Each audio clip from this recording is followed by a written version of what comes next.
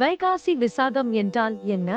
வைகாசி மாதத்தில் மே வரும் விசாக நட்சத்திர நாளே வைகாசி விசாகம் எனப்படுகிறது. இந்த நாள் லோர்ட் முருகன் அவர்களின் அவதார தினமாக பக்தர்களால் கொண்டாடப்படுகிறது.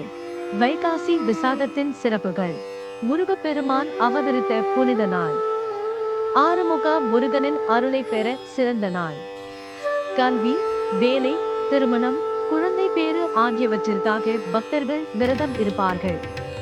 முருகன் கோவில்களில் அபிஷேகம், காவடி, பால்குடம், அன்னதானம் நடைபெறும். ஓம் சரவணபவ மந்திரம்.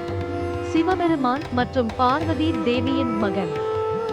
ஆறுமுகன், கந்தன், சுப்பிரமணியன், சரவணபவன் என்ற பெயர்களாலும் அழைக்கப்படுகிறார். வேல் ஆயுதம் தீமைகளை அழித்து நன்மையை காக்கும் சக்தியின் அடையாளமாக கருதப்படுகிறது. தமிழர்களின் கடவுள் என போற்றப்படுகிறார். பௌர்ணமி வைகாசி விசாகம்.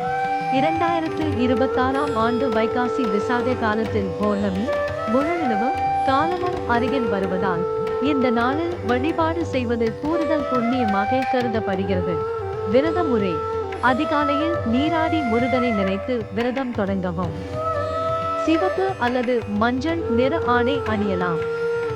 ஓம் சரவணபவ மந்திரத்தை 108 முறை ஜபிக்கலாம். முருகன் கோவிலுக்கு சென்று அர்ச்சனை செய்யலாம். பால், பழம், இளநீர் போன்ற சத்தான உணவுகளுடன் விரதம் கடைபிடிக்கலாம். மாலை நேரத்தில் தீபம் ஏற்றி முருகனை வழிபட்டு விரதத்தை முடிக்கலாம்.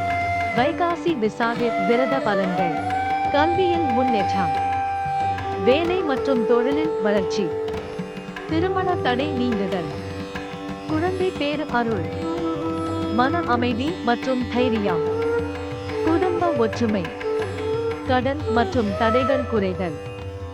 சிறப்பு மந்திரம்: ஓம் சரவணபவ. வெற்றி வேல் முருகனுக்கு அரோகரா.